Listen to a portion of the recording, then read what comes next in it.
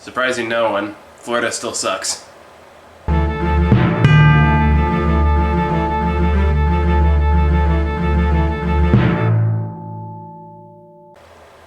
All right. So, we just saw Zola. Yeah. Now, I knew nothing about any of this I knew going into this. very little because I remember this Twitter thread. Zola is based on a crazy ass Twitter story that was like over 100 tweets that happened back in 2015. And it's about this woman who is a waitress during the day and dances in a strip club at night, and meets up with this one lady named Stephanie who, you know, they vibe pretty well, and the next day Stephanie invites her down to go on a trip to earn some money together, and it quickly descends into much more than Zola bargained for. And the story on Twitter is a ride. I highly recommend reading it. Even if you're planning on seeing the movie, it will spoil some stuff for you, but the sad fact of the matter is that the Twitter thread itself is more dynamic and interesting than the movie is. Which is sad. It's really disappointing because you can. I was telling you, like, you can see the story is there. Yeah. Like, you see the elements there. But it does this weird thing where I know it's an A24 movie, but it does this thing where it tries to be kind of artsy. Like, it has this interesting soundtrack that sounds like, you know, 80s synth style horror movie kind of a little bit sometimes. Yeah. And there were moments that made me laugh just because they seemed like they very much feel like the kind of things that you would legitimately see late night in Florida, just in the weird, like, crummy parts of town, or just like lonely people in the hotel dining room late at night. But like, they feel like something out of a David Lynch movie. But overall, the movie fails to capture the dynamic pace and energy that the tweets had. Like, if you read the tweet story, it is riveting. You are like, what the fuck happens next? You're watching the movie and you're like, this is spending a lot of time on things that I don't Like, you're kind of waiting for it to have a point. Yeah, like, there is no point to this. It's just some crazy story. But it really feels like it has to stretch it out to get to an hour and 27 minutes. It's amazing how hard it is for it to reach that. And way more nudity than I expected. Some full frontal peen, you know. Yeah. More than I expected. Not what I expected going into. I expected some fun, like, wild adventures with some crazy, like, unreasonable, compulsive liar, like, And that's sex worker, but, like, it feels like this movie doesn't really know what it wants to be on a lot of levels. Like, on one hand, like, it wants to be like the quirky comedy because there's those beats are definitely in the movie. I suppose. But then it also contrasts that with, like, I guess I'm using this term loosely, more serious attempts like drama and conflict with the pimp. It has some dark. Well, it has a couple other moments, like, regarding just Florida being Florida, I guess. Yeah.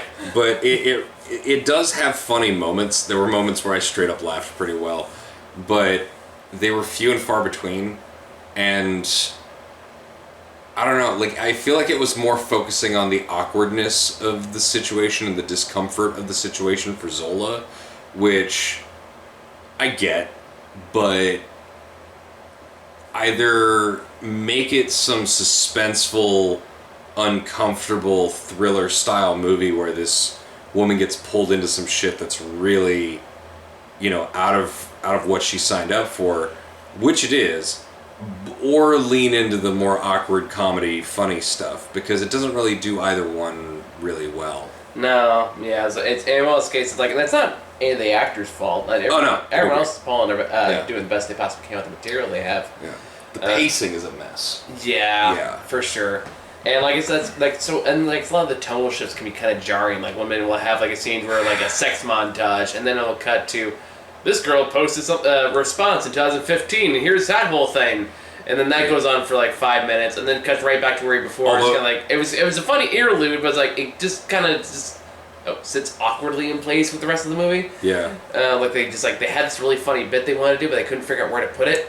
Yeah, no, that is a really weird transition for that scene, and it was weird because I kind of wanted more out of it, but I guess that was all that she posted. But I don't know. I wanted to like this movie more than I did, and I kept waiting for it to be more charming or funny than it ended up being. So it's unfortunate. It could have been a lot better. Yeah, and what you're left with is pretty much just a group of just pretty big dumbasses for the most part. It is a character comedy in that sense. There are some pretty entertaining little character archetypes bumping into each other. Like the boyfriend character just does a lot of just stupid shit over and over and gets everyone in trouble at some point. He's just some like doofus. He's some naive like. He's a naive sweet kid, but like he's basically a dude who's trusted this dancer to not turn tricks on the side anymore, and she of course is still doing it and has absolutely no respect for him. Mm-hmm, and is just stringing him along, and his heart is just being broken, and he's stressed out, and like he's just like throwing tantrums and shit, and it's weirdly funny and also a little bit sad, but weirdly funny. Yeah, like I don't know. You kind of felt bad for him at the same time. I was like, you did this to yourself. Yeah, to a lot of extent. Quite stupid at multiple points during the movie. And he just kind of goes along with like just too trusting of not just like his girlfriend, but everyone around him. Yeah, yeah. I mean, and that's the thing. You see that stuff telegraphed from a mile away. Oh yeah, for sure. But it's a wild ride. It's like there just wasn't much in terms of just stakes or it didn't feel very dynamic. Or because like even the character Zola, when she comes in conflict with this pimp character, she doesn't really seem that particularly fazed by him for the most part. Well, she's mostly keeping her head down so she doesn't fucking die. True, yeah. But the thing is, like, it's more like she's like more passively annoyed more than like actually threatened by this guy. That's kind of her stance through the movie, which makes sense considering she's the narrator. Technically, like this is her story being told from her perspective.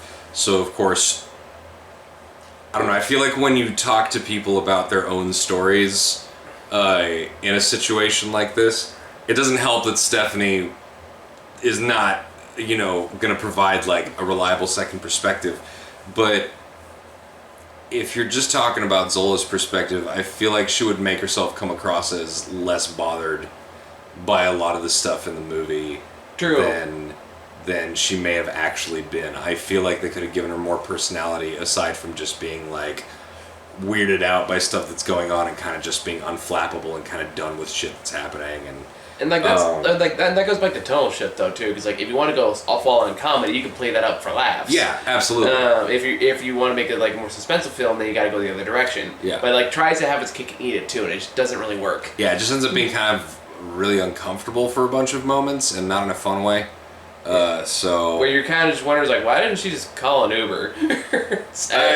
She was 20 hours away. I know, after a certain point that might be worth it. I don't know. She needed her bag back too. But there were points she got her bag back, and I was like, why didn't you just leave? Also, remember, the pimp knew where she lived and threatened her fucking life. Again, what she seemed largely unfazed by. I mean, was she going to talk back at that point? It's more like just some kind of... But the threat was there. The threat was there, but it didn't really seem to have any stakes in the actual plot. That's why she was stuck there. I understand how it works in the structure of the story. Sure. The way it was delivered makes you like she didn't take it very seriously. She didn't react very much. There wasn't a reaction. It's never brought up again. Yeah, it's a weird. I don't know. It a lot of the stuff feels under-conveyed. It feels amateurish. It does. It feels like someone's early work. Right down to cinematography, which is like really grainy, which I couldn't tell was like deliberate. Like I feel like it was a style choice, kind of, because if you're doing something for A24, I'm sure they could supply with equipment, but yeah, you want it to have a certain tone, and it fit with like the music and like the lighting and it. I don't know. It just feels like someone who hasn't found their voice yet and doesn't have the confidence to pull off something like this with the kind of energy and stuff that it deserves. I'm thinking back to BoJack Horseman, where they'd start trying to make like a movie out of stealing the D Oh god. for Yeah. Diane, and it just Right, turns right. into all these kind of meshy things, and they have no idea what to do with it, and then it turns out to be like a fruit basket at the end of it. And that's kind of what this movie feels like. Just a hodgepodge of ideas with nothing really coherent to connect it all together. Yeah. And like nobody's fault. I mean, like it's not the actor's fault. I know they're all doing what they were told to do, and I forget the name of the actor who plays the pimp. I'm not familiar with him. I've seen him a lot lately. He's a very very good actor. Yeah. So, he does great. and so like I'm always happy to see him in whatever he appears in. Yeah. But just the rest of the movie just kind of just slogs along, and it really shouldn't be for a movie that pins itself right away. It's like, hey, this is a crazy ass story With a lot of suspense. which is like so played There's into not that much lore. suspense. Yeah. So. But it also wants to be taken seriously, and that's kind of its downfall. Yeah. So overall, I wouldn't say it's terribly worth it. Unfortunately. No. Go read the Twitter thread though. It's pretty dope. Yeah, I mean, if they played into that and just kept playing clips from like her perspective and the other girl's perspective, that could have actually been really funny and really interesting. But alas, no, that is not what we got. We got this instead. Yeah. I give this like a 4 out of 10. Yeah. If I'm being generous, I'll go like a 5, but that's like It's generous. yeah. Other than that, it's kind of just like, at least it's short. Yeah, it felt longer than it was though. I was more interested by the Sun Chi trailer we got before the movie started. Yeah. Yeah. That's that. Yep. We took a gamble. It didn't pay off. That's Didn't okay. pay We off. got plenty of the movies this week. We watched it, so you don't have to in case you're interested in it. I don't know. It happens. Well, we got like 5 other movies to watch this week, so I'm sure you'll have something else, hopefully more to say on the next one. So Do you want to just put on the Tomorrow War? I gotta go home, man. I gotta go to bed. I can get you some coffee. I don't drink coffee. I can get you some coffee. Well, we'll figure it. We gotta watch the Forever Purge anyway. So Yeah, I gotta watch the first Purge still. so I figure we can just We'll get to it. do that and Tomorrow War if we really want to. Sure, we'll figure it out. Yeah. So, Anyway, that's that. yep. Thank you guys for watching. See you later.